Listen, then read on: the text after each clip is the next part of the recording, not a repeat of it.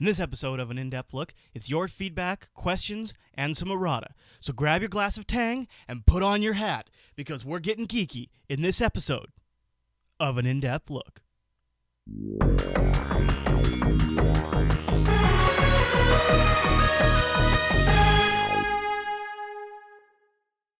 So in the series of episodes I just put out around FreeNAS and the Drobo and the Windows home server, I got a lot of questions, some corrections, and things like that. So I thought I would use this episode specifically to make some updates and to answer some of those questions that I have.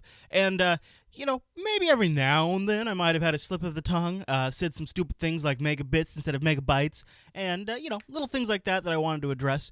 So let's get into some of the questions that I received for the Drobo versus FreeNAS versus Drobo episode. Some of the questions I got are probably things that a lot of people wanted to know, so let's start with those. The first question comes from Mike, and Mike writes, "One thing I'm curious about, you talked about hardware issues and how if the Drobo share network port dies, you can access the Drobo with a USB link. I said you could plug a Drobo directly into your machine via USB. But one negative I see is what if the Drobo box itself dies? Not the internal drives, but the electronics of the main Drobo box." Well, Mike, that's a great question, and actually the only solution there is to pull the drives from your current Drobo and plug them into a new Drobo.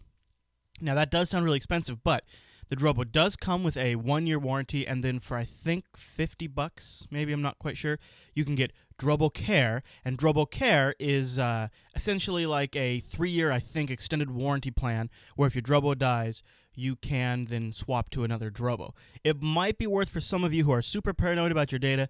Well, then maybe you want to actually purchase 2 Drobos, one Drobo initially and then another Drobo down the road.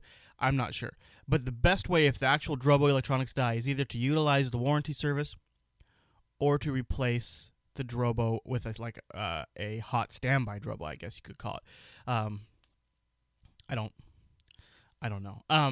So that's one thing to consider with the Drobo is there is that potential complexity, but I think if you utilize the warranty properly and or if you have a secondary Drobo, it's not so bad. Another thing Mike wanted to know, which I really appreciate that he asked this question because I should have mentioned it in the actual episode. Mike says, "How do you have your FreeNAS file system set up? Are you using a RAID setup? I'm curious when you mentioned the slower Drobo and alluded to its redundancy as a possible cause of it being a slower device. I was talking about how sometimes network file copies don't seem to exceed 10 megabytes a second, or sometimes 11, 12 megabytes a second, versus when I was copying to the FreeNAS, I was seeing around 40 to 50 megabytes a second. So I was commenting that the Drobo did seem slower, and then I said it could be the fact that the Drobo is constantly making my data redundant as it works. It's doing the parity information as I copy to it, so that could be a potential cause. So I wrote back to Mike, and I said, basically, I do not have the FreeNAS box in a RAID setup at all.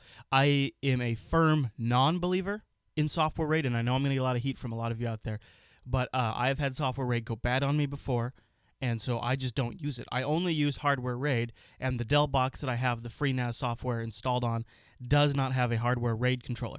So that is not necessarily a fair comparison. I do not know how fast the FreeNAS box would perform in a RAID configuration. However, I work with a lot of servers, and I know that they all have hardware RAIDs, and I know what kind of performance I get from them. The FreeNAS box was a Dell system with a quad-core processor, 4 gigs of RAM. I mean, really, really, really beefy hardware. Whereas the Drobo is dedicated, standalone, not so fast on the processor and things like that because it's more of a single-function box. So I think it's not exactly a fair comparison to benchmark those two. Maybe it is a little more fair between the Windows home server and the Drobo, where the Windows home server still would be faster for a point, and then it would sharply drop off. Also, I should mention, when I was mentioning the speed of file transfers, I used the term megabits. I said the Drobo gets around 10 megabits. That's very wrong. I meant megabytes. I mean, I can transfer between 10 and 11 megabytes a second to the Drobo. So the Drobo, that's pretty good. That's somebody asked, well, is the Drobo fast enough to stream media around my house? In my testing, I did 3 simultaneous 720p streams to 3 TVs in my house, and then I pulled an SD resolution DVD. I know, you guys hate the air quotes. I streamed a DVD resolution file from the Drobo to my computer. So I was able to sustain 3 720p videos and an SD video without any dropouts. And I didn't I didn't push it beyond that because I don't know in what practical circumstance I'd even be needing to push 3 HD streams to 3 HD televisions at the same time in my house, since only 2 people live in my house. But I do know that the Drobo was more than capable of keeping up with that kind of demand, because an HD stream, realistically, while it has a variable bitrate most of the time, doesn't usually need more than 1 to 4 megabits a second. Most of the time on a compressed media, it's even on a compressed file, it's even less than that. It's more in the 1 megabit range, and it'll peak. A Blu-ray 1080p file sometimes can actually get up to as much as 13 megabits a second, but again, it's more common to see a Blu-ray file, a 1080p Blu-ray file, between 8 and 10 megabits a second, with a peaking of around 12. And the Drobo would be able to sustain that, especially if your media playback device could support buffering. If it'll buffer the stream a little bit, then it's more than compensating for the speed of the Drobo, and it definitely can keep up with that. So I wanted to say thanks to Mike for writing those questions in, because those are two questions and maybe kind of comments that I definitely wanted to clear up. Another question I got is, Chris, you talked a lot about the write speeds to the Windows Home Server, the FreeNAS, and the Drobo, but you didn't really talk about the read speeds, and that's a great question. The read speeds in most cases were always comparable to the write speeds, except for maybe in some cases a little faster read could occur, especially in the case of the Windows Home Server. The Windows Home Server could serve data a lot faster than I felt it could receive data. And again, the Windows Home Server was usable.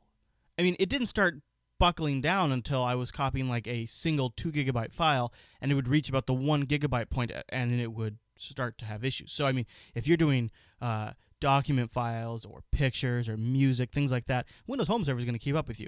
The FreeNAS box also, I mean, the read speeds were great. And the Drobo, I found that the Drobo writes around 10 and 11 and it seems to be able to read between 11 and 14 megabytes a second.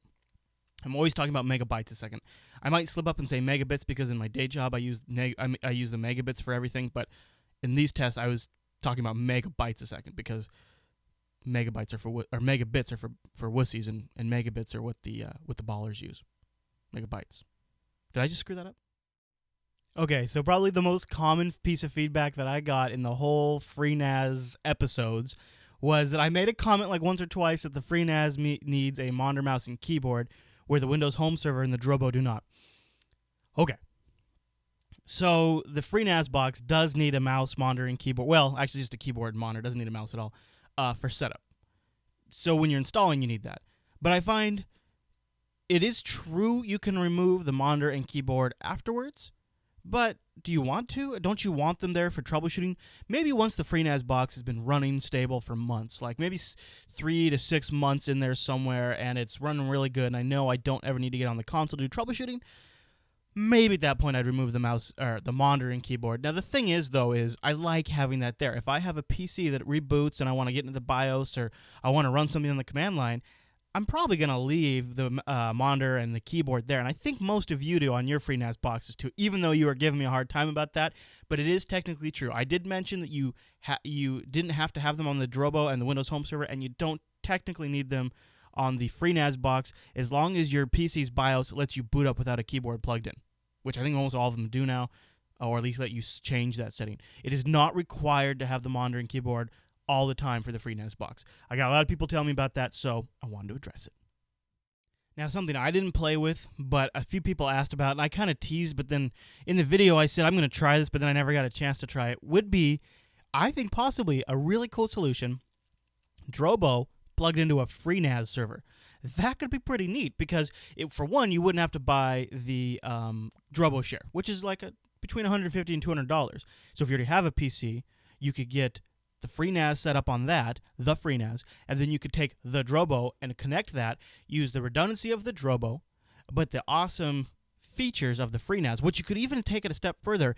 If the write speeds of the Drobo were for some reason a limitation for you, if 10 to 11 megabytes a second isn't enough for you, you could always do like a temporary share, kind of like how Windows Home Server does automatically, where you could copy stuff up onto the FreeNAS and then have it write to the Drobo as the back-end storage. Oh, there's those air quotes again.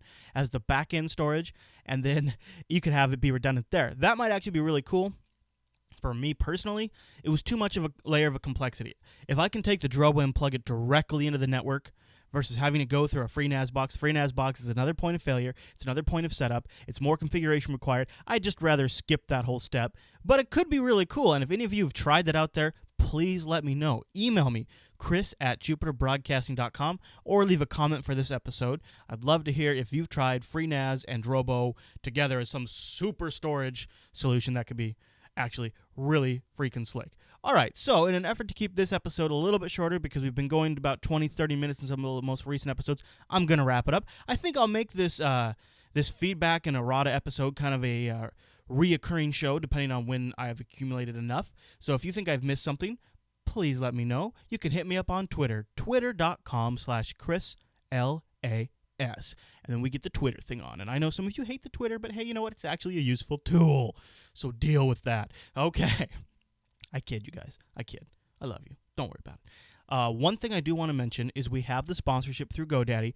And I really appreciate it when people use the GoDaddy promo code LINUX Linux when you check out, because it shows GoDaddy.com that we have a value to them. And in these kind of tough economic times where advertisers are potentially tightening their belts because expenses are getting high and they need to watch expenses, it's really great if we can show value. And the way we do that is by you out there using those promo codes, Linux, and there's also Linux One, that gets you different types of discounts when you check out at GoDaddy.com. I think Linux gets you 20%, which is not bad, right?